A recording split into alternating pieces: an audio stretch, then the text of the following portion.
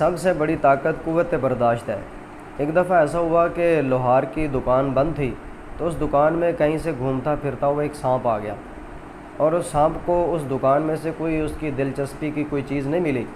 تو سانپ گزر رہا تھا، آری کے اوپر سے گزرا، تو اس کو ایک خراش آ گئی، آری کے ذریعے سے زخم ہو گیا اس کو۔ تو اس نے غصے کے ساتھ پلٹا اور پلٹ کر آری کو ڈنگ مارنے کی کوشش کی۔ تو جیسے ہی اس نے ڈنگ مارا تو اس کا منہ خون سے لت پت ہو گیا۔ اب اس نے اگلا قدم یہ اٹھایا، اپنے آپ کو اس آری کے گرد لپیٹ لیا، کیونکہ سانپ کی عادت ہوتی ہے کسی بھی چیز کو مارنے کے لیے وہ اپنے آپ کو اس کے گرد لپیٹ لیتا ہے اور اس کو جان سے مارنے کی کوشش کرتا ہے تاکہ اس کا دم گھٹے اور یہ مر جائے۔